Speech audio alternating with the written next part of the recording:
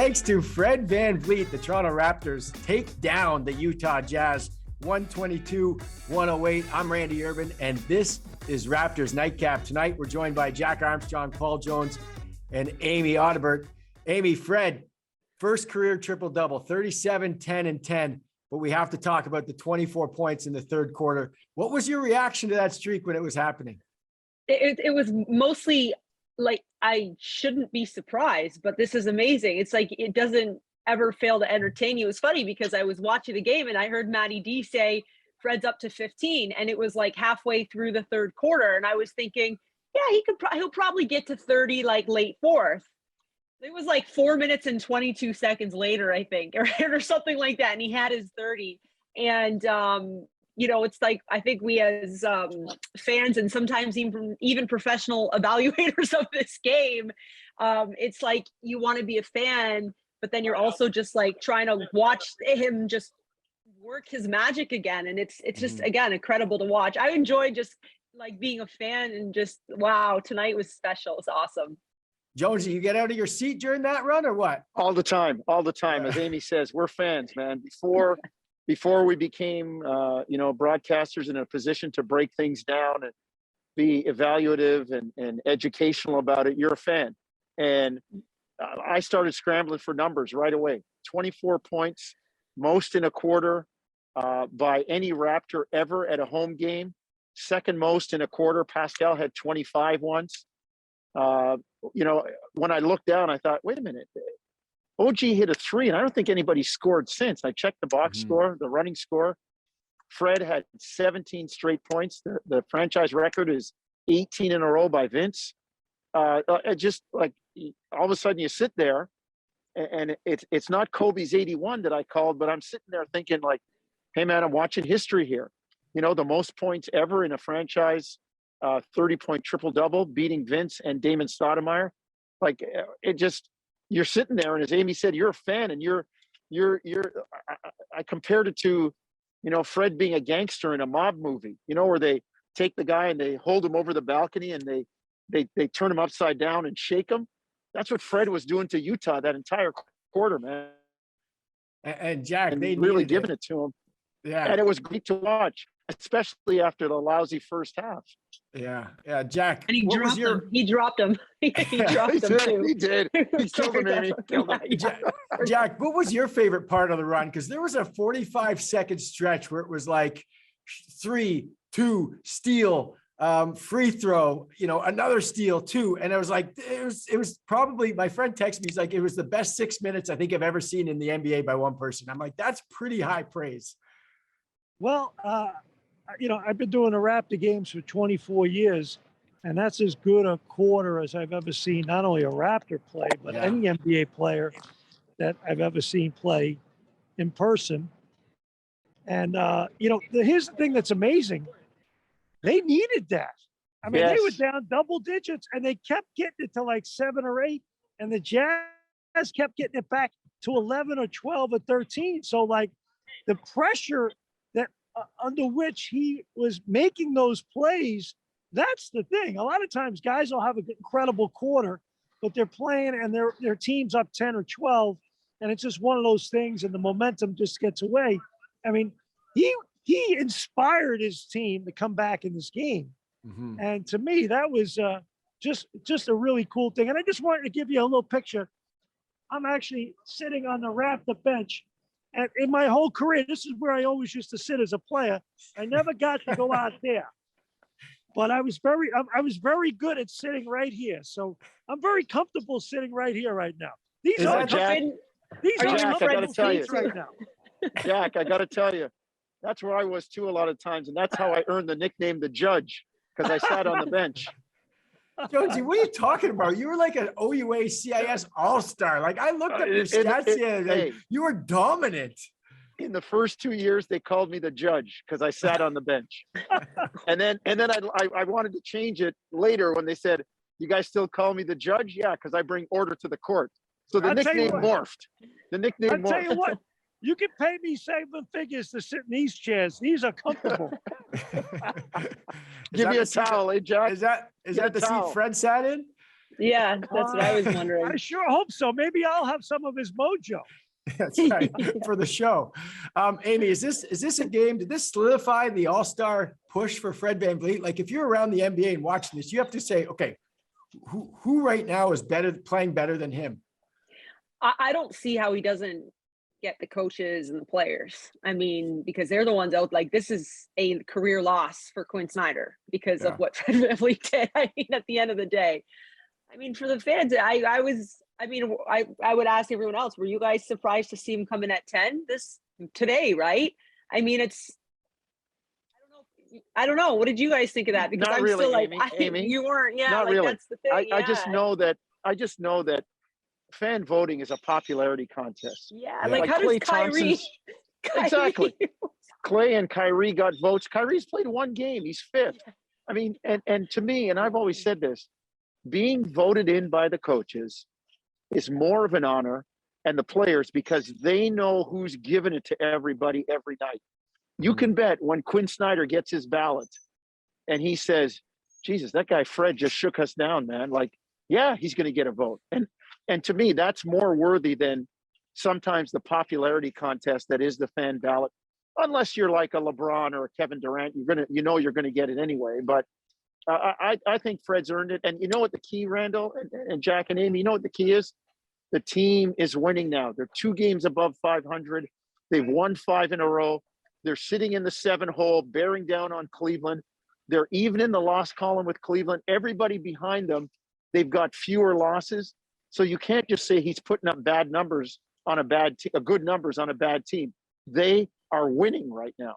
Mm-hmm. And Amy, I think Pop's going to give him the vote. Well, I was just going to say, I think Pop's going to give him the vote too, because earlier this week when San Antonio, there's no disrespect to him at all, but he was actually very honest in his pregame presser when someone had asked him about Fred, and he's like, honestly, like, I'm watching more of San Antonio film. They're kind of going through protocols. He's like, I can't comment on Fred because I haven't, been watching as much. And then Fred went out and like destroyed them in that game too. So you're going to comment now, right, Pop? Well, listen, like I think they're looking at Fred film in the locker room at halftime right now, figuring out what they can do to try to slow him down, and it's not working. So, listen, I mean, you guys all know Fred. Like, he's the hardest guy, the hardest worker. His story's amazing. So it's cool to add the other layer on top of just watching him do what he's doing right now and on this tear here. Well, Jack, it wasn't really supposed to go this way anyway, right? With the way the players that Utah put out there on the floor. And it's got to be frustrating for coaches because as a Raptor, you play, superb defense in the second half against Milwaukee. And then you kind of, against this undermanned Utah team. Did it seem like they just took them for granted there? Well, what happened in the first half against Milwaukee when they didn't have Giannis and Connaughton and Allen and some of their guys? I thought there was a little bit of that too. I mean, it's human nature. And you know what, too? It's your 3rd game in 4 nights, and you come in here and you're playing really well. And unfortunately, and we understand the predicament, there's no fans here. Mm-hmm. So I think there is going to be a bit of a letdown, and you got to generate your own juice. And I thought the Raptor bench in the second half, the people, the coaches, the players, the staff, everybody, they were really into it. Mm-hmm. And Fred VanVleet, leadership by example and productivity, I think he was inspiring to his entire team in terms of how he played. Amy, go ahead. No, go ahead. No, I'm sure you're going to lead to this guy, because I was going to say someone else too that I thought. Bring it on. Let me hear it. I thought OG was pretty good tonight. I think OG's been quietly, I don't want to say waking up as in like he was asleep, but he's been hurt. So tonight I thought he was really, really good. He shot like 60% from the field. He dropped 22 points. And as fantastic and incredible as Freddie's been and Pascal's been consistent, OG hasn't been bad. You're just kind of start every game. It seems like there's a little bit of a progression. And I thought tonight he was very solid. And I think that's like going to be big moving forward here, because we know that guy's so important on both sides of the ball. So the quicker he can kind of get his juice going with everybody else as well. That was positive tonight, big time. Yeah. Amy, you talk about progression, and people are lamenting at times the play of the Raptor bench. I thought they did a good job tonight. I thought Precious Achua gave some really good minutes. Take the numbers away. I'm not looking at numbers. He's learning to give up the ball at the right time. He's still contesting shots. He's rebounding. I really think Chris Boucher has finally found himself. I mean, he is. We had him on the radio post game. He talked about, I just want to play with energy. And I think he got caught up in, making threes and scoring and stuff. And when it wasn't going well, I was glad to see him go back. And as I say, strip it down, go back to act on what you know, or else you don't know. And he knows that his energy is important, and running the floor, contesting shots, offensive rebounding. People want to look at the scoring off the bench. I think you got to look at the other stuff too, because Achua, Champagny, Boucher, like Nick's got probably an 8-9 man rotation. And I think, not scoring aside, I think the bench is learning to do a better job right now. And I tell you what, Boucher, I thought tonight, again, laid it on the line. I think he's come to grips with his role. Obviously, things have changed a lot during the year. They've changed a lot since last year. And I give Boucher a lot of credit. We had the shot on television tonight a few times when he came out of the game. He was just so gassed, so exhausted, which I think was a really cool thing. So I like what I'm seeing from him. And I want to give some props to Gary Trent Jr. as well. Yes. He's really struggled with his shot. But I kept saying during the game, you're taking good shots. You're a good shooter mechanically. It's going to come. And he made two big ones late. And Amy, there was an errant pass, an errant alley-oop to Siakam, and he calmly, the ball ended up finding him, and they calmly just kind of backed his man down, gave a little baby hook and scored. It sort of exemplifies how much his game has matured. Yeah, I think we've seen that all season, and in particularly since he checked into the game coming back from health and safety against Philadelphia. I don't know if you guys remembered in the first couple minutes of that game how he would just took over the ball game from the start. But he wasn't pushing anything. He just was so good at making reads. And I love when he kind of reverse pivots in that mid post, because he's got a shot or he's got a blow by. And he does a great job. I always say with him, it's be quick, don't hurry. He looks like he's so much more in control every time he's got the ball. We know when he gets down and he's got footwork and he can come back over his shoulder. So yeah, I mean, I'm really, really impressed. I don't think it's a secret that I'm sure he feels pressure in some ways, right? To go out and be productive every single night and what he wants and what he wants as to be a Toronto Raptor. But I don't think he's pushing. I don't think he's, being selfish. He's playing with his teammates. Look at the way he's been facilitating as of late. It's made him better and it's made his team better. And again, when you just talk about big pictures or what you're thinking he was probably envisioning from himself over the past 6 months when he was out, this is what I would like to think he was seeing, because he's putting up numbers, but he's impacting a winning team right now. And at the end of the day, these guys want to get to the playoffs. They want to, they want to get to the postseason. And this is the type of way you have to play to do that, right? Yeah, absolutely. Yeah, real quick, Jonesy, a little overtime. Are you for or against Julius Randle and his thumbs down? You need to just be quiet and play. Okay. You're getting paid a lot of money. Fans pay their money. If you're not playing well, they're going to let you know about it. When you are playing well, you're going to hear about it. Keep your head down and just play ball. I just look. If you're a fan, it never helps to boo. That doesn't help. But you're not going to tell people in New York that.